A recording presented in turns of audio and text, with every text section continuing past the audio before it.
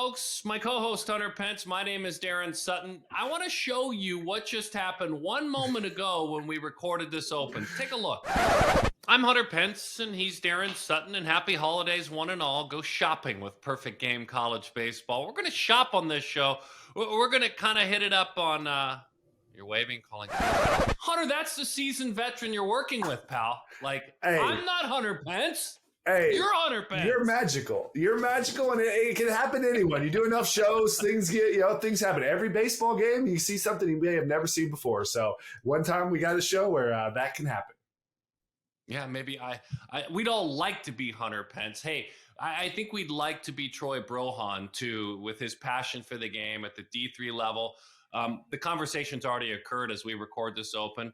What were your takeaways from the head coach at Salisbury, who won it all a couple of years ago, finished second last year? What do you take away from the former big league pitcher? Well, Daron, I don't believe in coincidences. And if you're going in consistent success consistently to the championship series, that's a remarkable run just to do it one time. My takeaways after talking to him is that it's a sound principle. It's a powerful philosophy. It's a philosophy that's obviously showing that it works. And it's one that I align with deeply. So I'm very excited for you to hear what Troy has to say. He has several players that it's easy to fall in love with. And I hope you get a shot to play professionally as well. But they're going to be back for one more year under Troy. And it'll be interesting to see what Salisbury has to do this next season as well. It's going to be interesting to see, too. He's very happy there, but who else reaches out to him at different levels? That's, I'm guessing, a name that will have a lot of interest. Speaking of the higher levels reaching out, we're going to have Brian Sakowski on National Crosschecker for Perfect Game. Perfect time to take a look ahead at possibilities for college players in the upcoming draft. Dylan Cruz is a cool name. I know you want to dive in on him. This is just a fun time because guys can change a lot, but it seems like from what we learned from Brian, a lot of it was about the success that players had last summer in the Cape, too. Yes, Daron. The Cape is just such a good implement and a good outline for scouts to see. We're going to have a wood bat. We're going to bring the best players that we think in the nation, and we're going to be able to see how they do with a wood bat against the top competition. If you're able to succeed, you sink or swim. And so that definitely is fun. And I think this is the perfect time, Daron, to get a window because there's so many exciting things about college baseball. It's, obviously you root for your teams, but also everyone's moving and shifting up and down the draft status. So let's see where everyone begins and who we can keep an eye on and something more to follow. So perfect time to check in and see where everyone's ranking in. Do me a big favor as we put a bow on this. Please introduce yourself to the viewers by name. Oh, my name is Hunter Pence. Or Daron and Sutton. I'm Daron Sutton, and we'll be back with Perfect Game College Baseball. Troy Brohawn is first. Thanks for hanging with us. The imperfect host. Glad you're hanging with us on a perfect time to talk college baseball.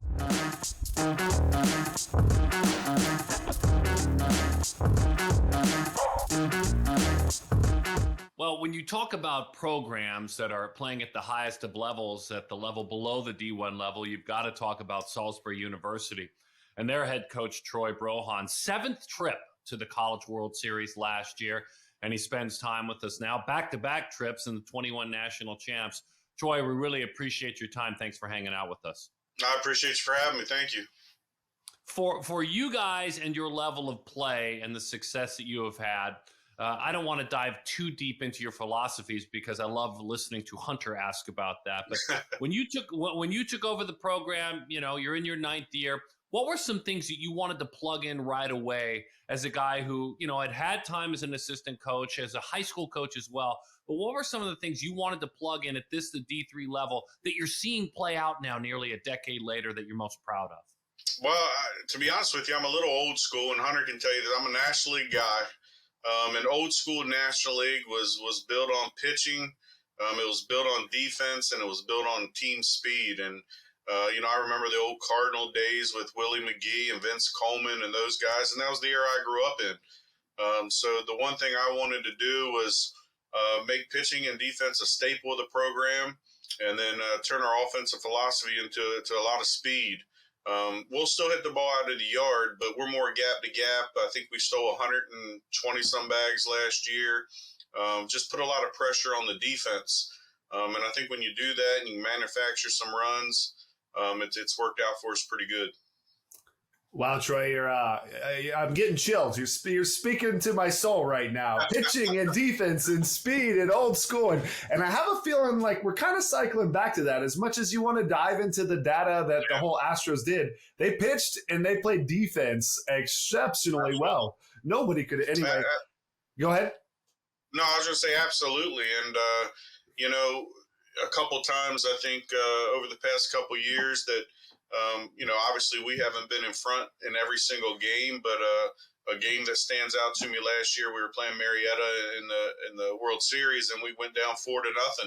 And the easy thing to do would be to, try to string some hits together, and, we get first and second, and we bunt them to second and third, and then we get a hit and we chop the lead in half. To me, that's just what it's all about. It gives you a chance to stay in the ball game. It's beautiful. And to me, it's like, baseball teaches us lessons about life, and like you want to have things happen like right now, but it's always brick by brick. You build a house. It's consistent, persistent, do little things right, and it adds up. That's, the beautiful stories of baseball. And it's a shocker, not a shocker, that you've been back to back to the finals in the D3 World Series. And I wanted to hear from your perspective, just kind of like what that was like to go to the championship series and win it, and then go to the championship series again and lose it, which are both crazy successful seasons. But like, what did you learn from this? What did it teach you, and what did it feel like going through these last 2 years? Well, I mean, to be honest with you, it teaches that our philosophy here and our culture here works. We implemented this in about 4 or 5 years ago as far as the pitching and the defense and the team speed, and it doesn't just happen overnight. So, in the recruiting process, you might be turning down, when I go to these events, and I say there's a fit for everybody. Every student athlete, there's a fit. If you're a 6'4" first baseman and you hit bombs, but you run a 7'7", Salisbury isn't a fit for you. So recruiting to your philosophy has really helped. We might have taken some less talented players that fit our philosophy and our culture because we knew it was going to pan out in the end. And, one thing about the program here is we're not a big transfer school. We love to recruit freshmen and develop. And it doesn't mean you're going to play right away, but it means that we see you coming here, developing and helping us down the road. And when you get student athletes, especially at the D3 level, that kind of come here with a little chip on their shoulder, thinking they should have got some looks here and there. They come here with that little chip, that little edge, and it's paid off for our program. Wow, Troy, I love that philosophy, and obviously it's paying dividends and proving that this works. You have a lot of players. Like, it's fun to go look at the story of your last year, but you have a lot of players that it's easy to fall in love with when you look at their stories. And I'm just going to dive into the one, the big numbers that were glaring, and it's such a cool name, and I hope I pronounce it right, Cavi Caster. Cavi Caster. Cavi Caster. I mean, 1294 OPS, 411 average. He made the Summer League All-Star team. Really cool. He's coming back this year. But, obviously there's a couple others. I'll leave some of them to Daron. But tell us a little bit about Cavi. Let us hear the story of his progression and what he did for you last year, what he did this summer, and looking forward to this, this season coming up. Well, he's a tremendous young man who didn't get many looks out of high school. He was a two-sport star. He was a high jumper and a baseball player. And his head coach was a former shortstop here at Salisbury and reached out to us and said, man, I have a kid here that he's extremely raw. Now, if you look at him now, I mean, he has a major league body. He's 6'3", he's 220, and I mean, absolutely ripped. He runs a 6'4", 6'5", swings from the left side, has light tower power. I mean, everything you're asking for in a pro prospect. But he didn't look like that when he came here as a freshman. I mean, he was 6'3", but he was real thin. He's put on some weight. He's put on some good weight. He's worked his tail off. And he's getting looks right now. I mean, I've had 5-6 scouts call me. He's had a few Zoom calls with some teams, and I really thought he was going to get the opportunity last year, but he didn't. Benefits our program. He gets to come back for another year. But I really think he's going to have the opportunity to play at the next level. And, you need your foot in the door to get the opportunity, and then we'll see how it goes. But his tools are by far the best tools I've seen in Division III overall in the past 8 years I've been here. It's so cool, Troy. You signed out of Nebraska. Obviously, Hunter signed out of a mid-major Division I school. I signed out of an NAIA school. So I think about the story of Kavi, and I look back on the handful of guys that signed out of my little Auburn Montgomery in Alabama, an NAIA school. And it's got to create a buzz for other athletes, create some sort of unique aspirational model of a player that comes in, that works his tail off, and then may get a chance. Who knows where that chance goes? You two both took it to the big leagues. I was sent home after A-ball, but it's got to be aspirational to have a guy like that get those looks, and then for his teammates to see what that looks like. Absolutely. And, again, at the D3 level, you don't have everybody coming in here that end up looking like Kavi with those pro tools. But he pushes other players, and the other players push him. Just because he's a pro prospect and he had all the numbers last year, the other guys still hold him accountable and push him too. That's the best thing about Division III, in my opinion, is that I don't have money wrapped up into anybody. So the best players play, and that forces you to work maybe harder than you ever have to get onto the field. Because my saying is here, I don't care if you're a freshman, sophomore, junior, senior, the best player is going to play at that position. And that forces you to work a little bit harder, rather than if I had a full scholarship wrapped up in you and 25 into Hunter. Well, I got to play you a little bit more than I do Hunter, or I'm going to look bad. No, this is hey, what you can do, and we're going to put you on the field based on your skill set at that position. Philosophically, pitching wise, I can look at the names that go down the Brock Hilligoss and Brandon Epstein and Jackson Balzon and Mitchell Wittkamp, who was just a freshman and pitched well for you guys last year. Those are the names of the players, but as someone who pitched successfully as you did as a professional, philosophically, what are some of the things you talk about with your pitchers that you try and implement? Well, surprisingly, in this day and age, it's all about velo, velo, velo, velo. And when I got into the big leagues, I topped out at just say 90. That was probably on a good day. I topped out at 90. I wouldn't even sniff a major league roster right now coming in there throwing 87 to 90 mile an hour. Those guys coming out of the bullpen right now are 95, 96 mile an hour. I'm not a big velo guy. In my opinion, the name of the game in pitching is upsetting hitters' timing and getting outs. Upsetting hitters' timing and getting outs. So I look for a guy, number one, that can spin the baseball or at least have a changeup that can neutralize a hitter. But for me, it's owning two pitches and have a third one that complements. That's what our staff is. You'll see anybody on our staff. Brock Hilligoss, been in probably more games than anybody the last 3 years. Tops out at 84 on a good day from the left side, but he dominates the inner half. And one thing that, as a pitching philosophy we have, especially in the NCAA, nobody likes to pitch in anymore. It's always away, away, away, surprise in, away, away, away. Well, I have two lefties on my staff that if they throw 70 fastballs, 60 of them are on the inner half. So we like to dominate the inner half of the plate, and we like to own two pitches and have a third one that complements. And, again, upsetting hitters' timing is the name of the game, and we have a lot of guys that do that extremely well. As far as velo is concerned, you'll see somebody, Brock Hilligoss on my staff, 82, 83, but then you'll have Jimmy Atkins and Mitchell Wittkamp who are 92, 93. So it's a broad range, again. But to me, if you can upset hitters' timing, it doesn't matter how hard you throw, you'll get outs. Yep, Troy, we would get along, and I love diving into this. Hard in, soft away is one of the best things you can do, and even like I think of like Vargas. Vargas, when he would destroy me, lefty, 84 miles an hour, just absolutely blowing it by me, up and in. And just that changeup, it was the deception because it was the timing, and it's hard to time both of them. So I'm a big fan of spinning the ball, location. It's like real estate. Pitching is location, location, location. That deception. So beautiful stuff. When I go to look for a pitcher, the first thing I want to look for an out pitch.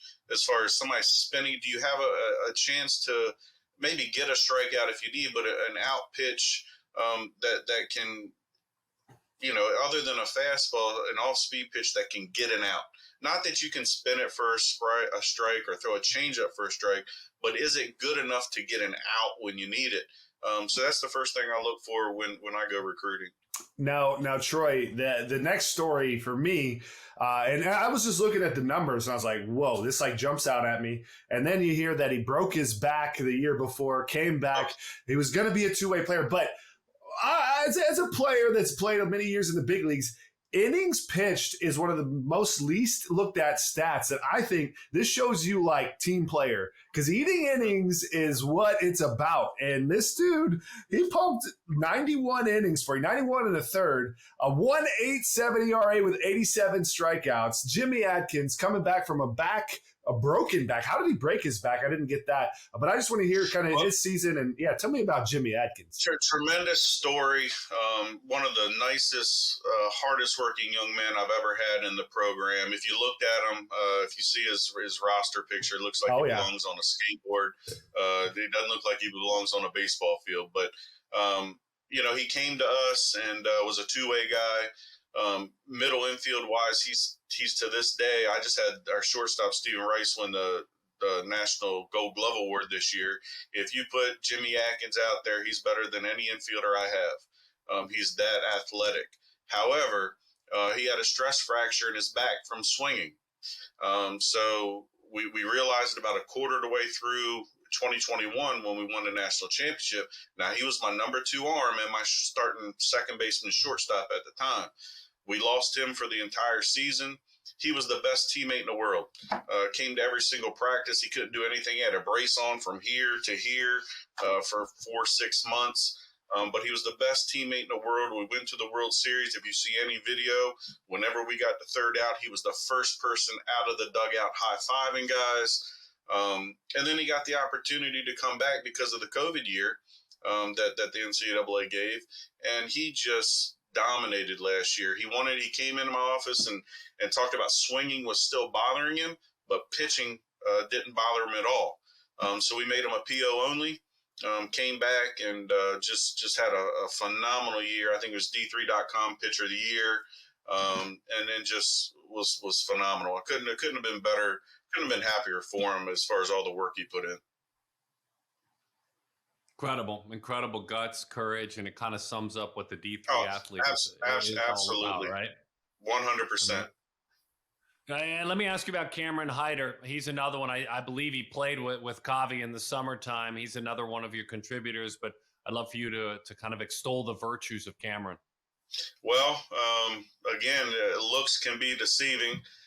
He's probably about 5'5", 5'6", left-hander. Runs a 6'6", 6'7", plays right field. He started every inning here since a freshman. He came in, getting back to, I don't care what you are, you're going to play if you're the best player. We had an all-conference right fielder. He came in as a freshman, took his job as a freshman, and has never looked back. Just gives you everything you want for. We bat him in the 5-hole 2 years ago. He led off for us last year. Just does everything you want. Doesn't hit power. He hit 2 home runs last year, 2 of the biggest ones. One's against number 2 Cortland, and then another one in the Super Regional to give us the lead. But he does everything that you can ask. Tremendous defense, tremendous base runner, tremendous bunter, gap to gap guys, and just plays hard. He's one of those grinders, I call him. He just grinds every single day and loves it. So if I'm allowed to go casual with you, not talk about your players, I got to go fanboy if you'll let me, Troy. As a one-time Diamondbacks announcer, obviously I'm still here in the Valley. Called their games after you were gone for about 5 years, and you won a world championship there. But the fanboy in me wants to know how you get Barry Bonds out, because I'm sure you get asked that question a lot. But when you have a hitter, when you have that hitter, and thanks for letting me join the masses. But we got young viewers that will love this. When a hitter who's known as being pretty decent, like Barry Bonds was, and best he's 0 ever for 10 against you, what were those matchups like? A donut hole for 10 with you on the mound against Barry Bonds. Well, I'm going to tell you this, that I always had the philosophy as a reliever that whatever was working in the bullpen that day, because I was a lefty-on-lefty matchup 99% of the time.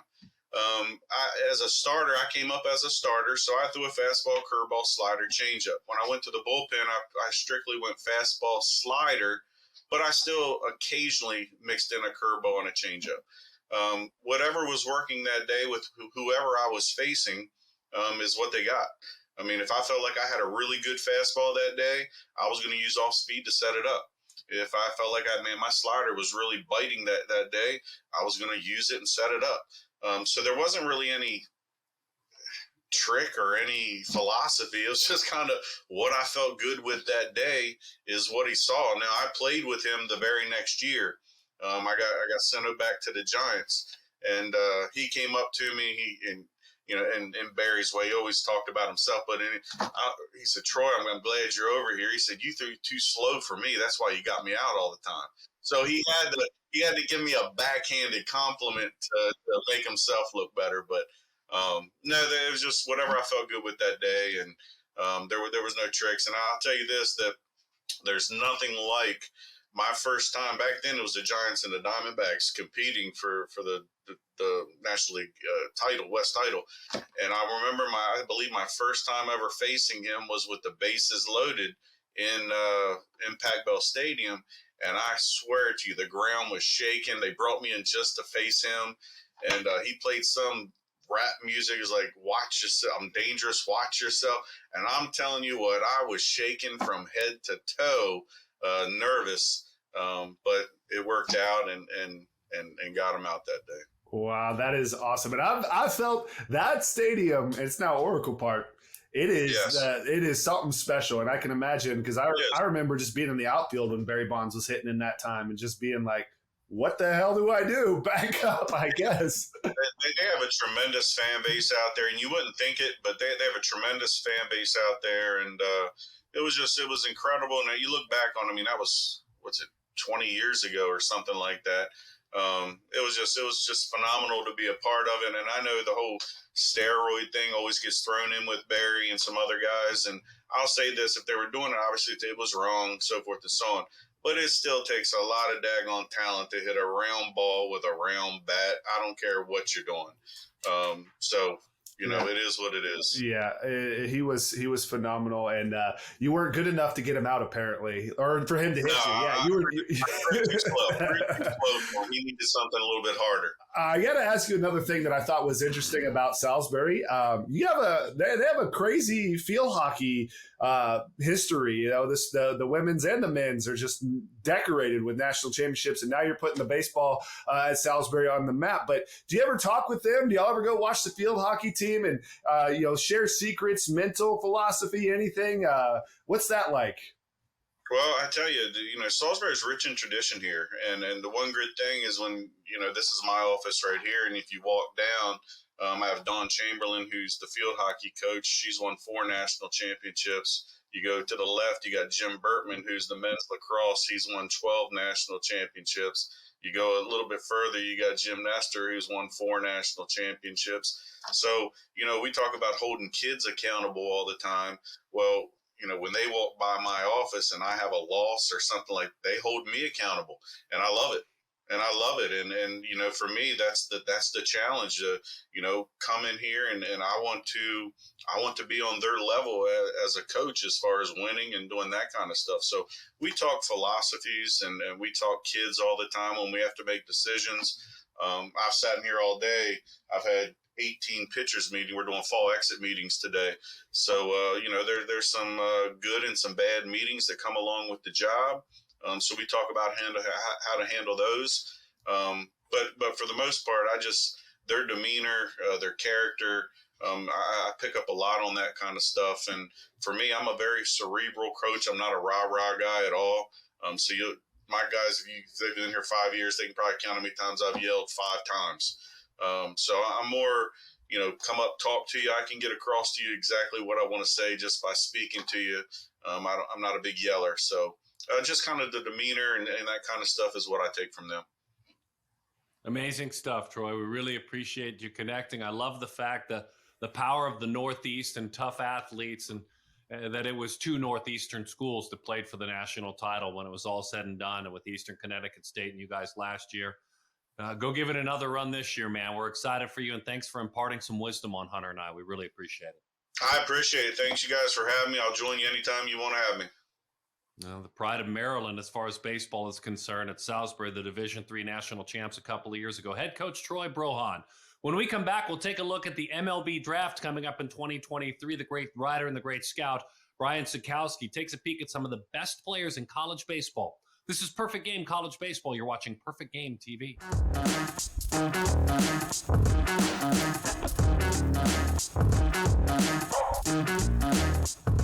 Great time of year to look ahead to the 2023 draft. National Crosschecker and a great scout for Perfect Game. A wonderful writer as well as Brian Sakowski. Heck, I guess we just call you guys amazing content creators now because you do so much of it and so well. Happy holidays, Brian. Thanks for spending time with Hunter and I. We really appreciate it. Happy holidays to you both as well. Thank you for having me on.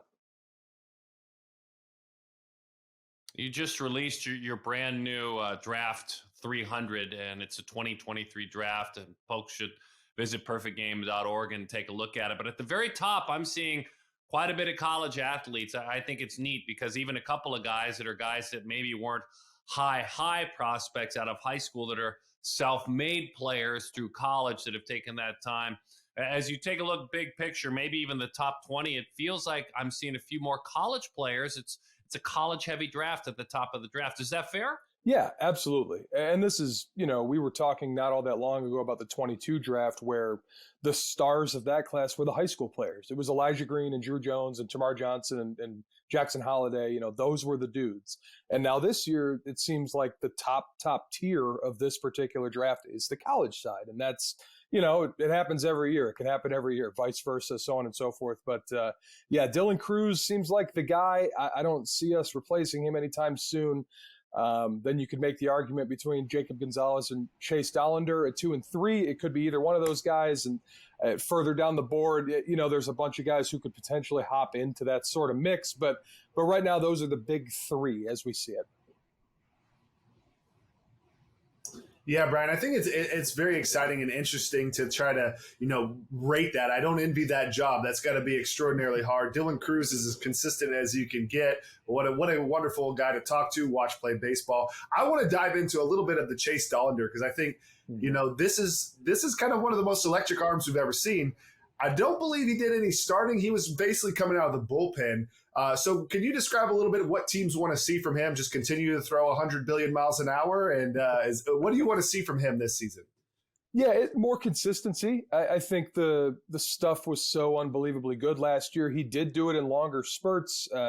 Even games where he didn't start, he was piggybacking. So most times out, it was 4 or 5 innings or something like that. But either way, stretch that out, go 7 or 8. Dominate 3 times through the order, continue to show refinement in the secondary stuff, continue to have improved command of that secondary stuff along with the fastball, like you said. But every box that you want to check is checked with that guy. As far as the stuff, the body, the mechanics of the delivery, he's one of the best ones we've seen, at least in the last decade or so that I've been doing this. But it could be special. Could be really, really special. Yeah, it's definitely one of those arms that you don't, he's social media. You just throw up a couple of his pitches and it's the wow factor is there. Obviously, jumping up from the number 3 potential prospect is a lot to ask for. He's already doing tremendous. I want to dive in a little bit because we had a D3 coach, we just had Troy Brohawn, and he has, a couple players that when you do the diving and the research and you look at the numbers and you see them go play in the summer league and they're playing against D1 competition, they're making the all-star team, the first team, all league or whatever. What is the window for these kids that are in Division III? And we see them drafted every year. Have you heard of the Covey Caster? Have you heard of the Cameron Hiders yet? I know that's not in the top 300, but they got me excited right now. Yeah, and that happens every winter. Right around now is when we start getting the information on those dudes who are probably not going to be high up on the board, but they're draftable D3 players or they're draftable NAIA players or something like that. Right around now is when word starts to trickle in. I'll make some phone calls this offseason, specifically to guys who focus on that Division III draft prospects, that sort of thing. As nuts and as niche as we are, there's people who are even more niche than we are when it comes to delving into players. But I'm a Michigan guy. My brain immediately goes to Mo Hanley of a couple years ago, Adrian College left-handed pitcher who got drafted. There's guys every year. It's not a ton of them, but there's a handful of D3 guys every single year who either are late drafts or they're undrafted free agents with the potential to skip a couple levels quickly. These aren't guys that go rookie balling out. They can play an A ball. They're older players. They're more mature.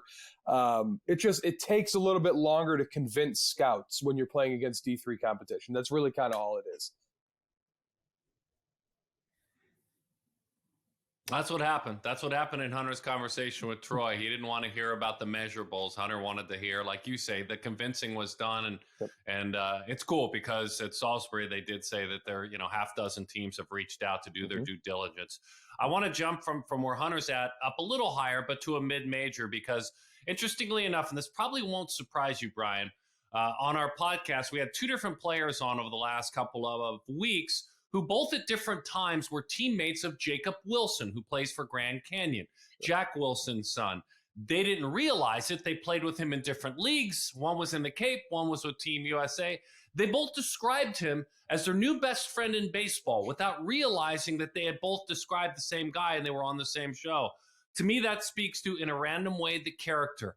I understand who he is as a player. Why don't you tell us at the mid-major level who Jacob Wilson is and why he's on your board so high? Yeah, and this is another example of where summer ball can up or tank a guy's draft stock. If Jacob Wilson hadn't been as good as he was on Cape Cod with Team USA, we would probably be talking about him in the first round, but I don't know if we'd be talking about him in the top 10 overall, which is where he is. But really good defender. The bloodlines stand out. He plays in a lot of ways like his dad did. He's a really good defender at shortstop. He's an athlete who can kind of move around. Some people see him not like as an insult or anything or as a detractor, but as a guy who can play multiple positions. And there's a lot of value in that, even though, you want to just say, okay, he's a shortstop. Well, he is a shortstop, but maybe he can play second, third, left, and right too. And that gives you a little bit more of a utility. But even more perhaps unique than that is how little he strikes out, just how well he understands the strike zone. A guy who doesn't swing and miss. The chase rate is really, really low. He doesn't expand. He swings at strikes and does not swing at balls. I know that's very simply put, but that is the name of the game when controlling a strike zone anyway, right? But guy who makes a lot of contact. We want to see a little bit more power. That's what we want to see this spring from him. And I know that's kind of a common refrain with players, but let's see a little bit more juice. Keep the strikeouts way down. Keep playing good defense. Keep being a good teammate. He'll be a top 10 pick.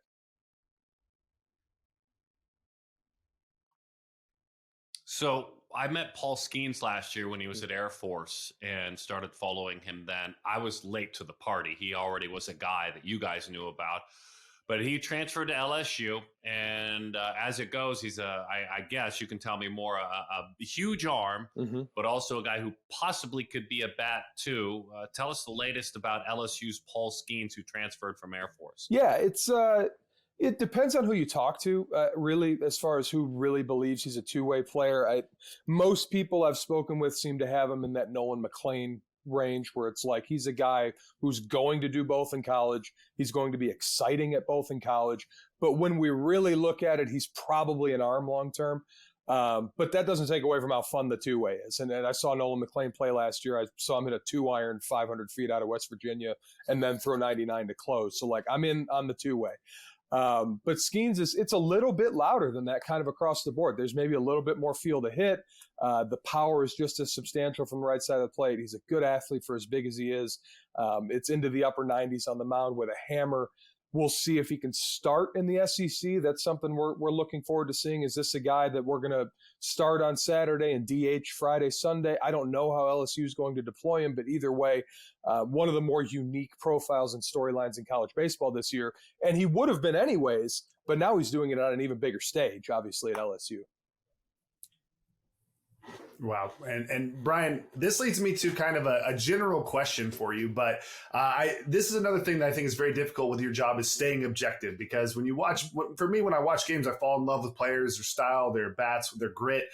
And the top 300, who is kind of like a Cinderella that is maybe a raw talent or maybe a personality that's like just magnetic and that you think could maybe make this season really hinges whether he goes shooting up or shooting down? I'll give you a local example. Again, I'm never shy to talk about Midwestern kids. I will go with Mitch Jebb, the shortstop from Michigan State. He's a player that I have really, really liked dating back to his prep days. Wasn't a highly touted draft prospect coming out of high school, but there was just a lot of things that you could really project on. And if everything kind of clicked right, it was going to be special. And that's kind of where it's trending still. Another guy like Jacob Wilson, who doesn't strike out, controls the zone at such a high level. Jebb hits left-handed.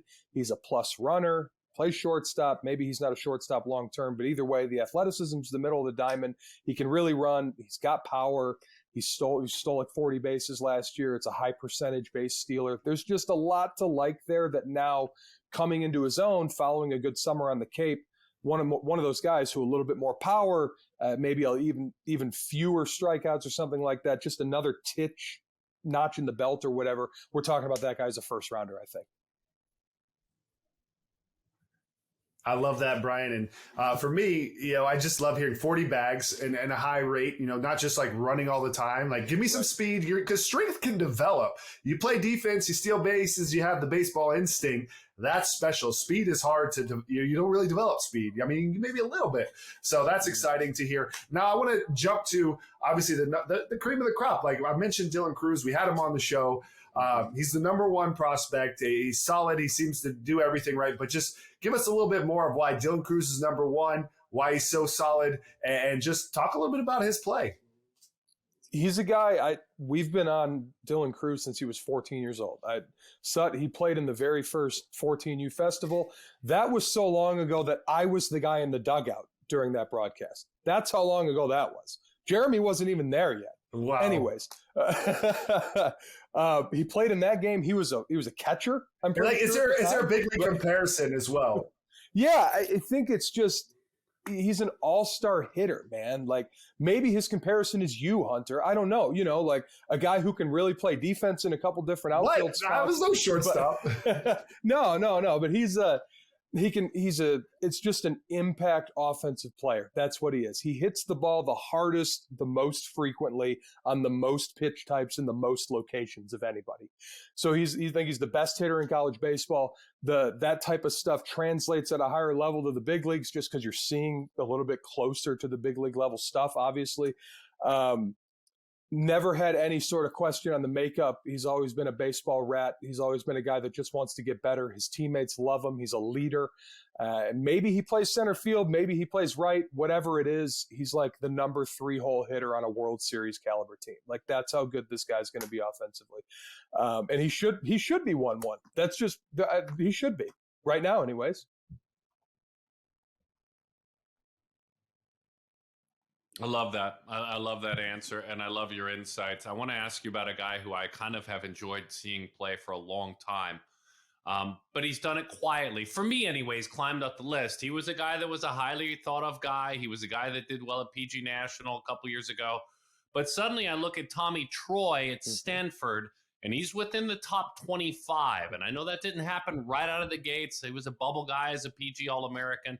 What has Tommy Troy from Stanford showed you and scouts of last year? I felt like he was like kind of like when I think about a guy that kind of floats above the ground athletically. Mm-hmm. He runs like that for me.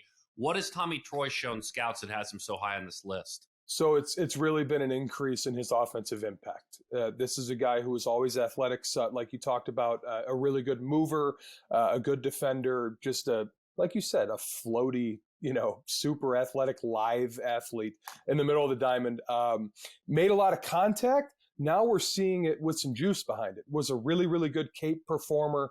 As you both know, if you rake on the Cape, your stock is going nowhere but up. And he was a guy who performed with wood, with power against some of these premium arms. He's proved it. That's kind of where it is. There's really no other way to sum it up. He proved it. He went out and got stronger and became more of a complete offensive player, retained his defensive value, and now we're talking about a first rounder who may go in the top 20 picks, even as we're looking forward to next summer.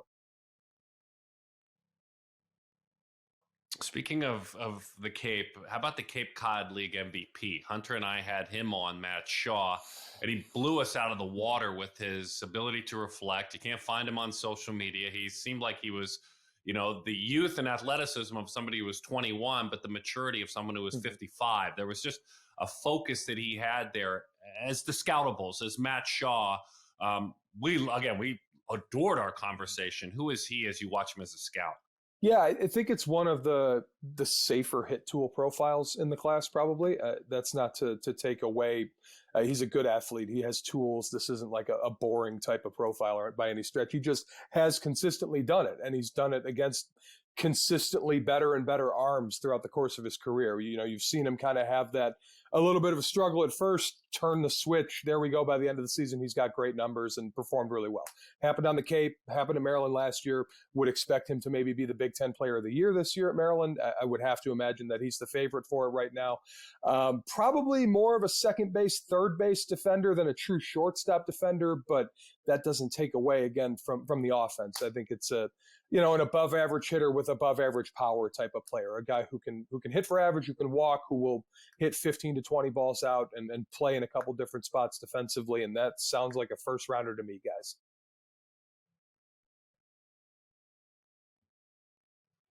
Awesome, man. Thank you, Brian, for your insights. We appreciate it. Happy holidays. Look forward to seeing you out at an event real soon. Happy holidays, fellas. Thanks again for having me. Brian Sakowski, Troy Brohawn at Salisbury, and Hunter and I, again, are blessed to have such a fun show, learning more about the game of college baseball. We'll talk to you very soon on Perfect Game College Baseball on Perfect Game TV.